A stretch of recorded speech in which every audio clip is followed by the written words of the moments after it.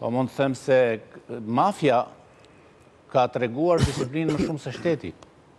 Do të thënë, mafia del që është më sakt, më korrekt edhe më e mirë se shteti në raport me 20 janarin. Sepse mafia e bëri një operacion në mes të njerëzve, në mes publikut, tek Nën Tereza, në aeroport dhe nuk vrau asnjë nga populli. Ndërsa qeveria Berisha deshte të vriste një, që ishte kryetari i opozitës, siç tha që doja ta vrisja, juve u ka thënë në intervistën ekskluzive, dhe vrau 137. Ata janë të gjithë të vrarë për Berishën. Ata kanë shpëtuar, disa të plagosur, disa kanë marrë veten e tjerë, por vrau, domethënë, shteti nuk kontrollon dot as shënjestrën, domethënë gjuan në mish, gjuan në trup. Dhe ky është tmerri më i madh i asaj çfarë shoqëron, jo vetëm Partinë Demokratike. Çdo gjë që lindë rritet në Partinë Demokratike është më shumë lidershipin e saj. Dhe në këtë sens, ajo partia atëherë kishte 2 kryetar, për të thënë vërtetën, nuk ishte vetëm njëri. Luli ishte kryetar, po ishte dhe Saliu kryetar. Dhe besimi mes tyre ishte i tillë saqë e kryen dhe vrasjen, por jetuan 14 vjet në miqësi dhe në harmoni me njëri tjetrin për shkak të vrasjes.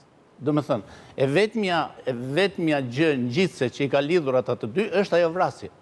Domethënë, për të mos dëshmuar për njëri tjetrin, dhe unë dyshoj se vetmja gjë që do të mund ta godas atë çështje gjyqësore do jetë, ose çështje hetimore sot për sot, do jetë mos dëshmia e sinqertë e Lulbashës për Berishën. Dhe sigurisht Berisha është jashtë mundësisë për të treguar sa do pak të vërtet.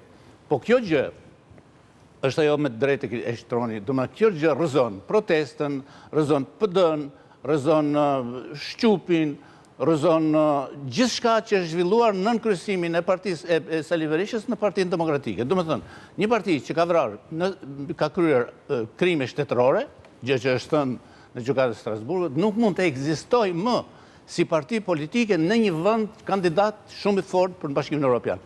Dhe jo vetëm kandidat Bashkimit Evropian, por në një vend në kontinent, s'mund të ndodhë. Kështu që tërë analizat që bëjmë ne për Partinë Demokratike post ditës së premte, ka rrezik të na bjerë.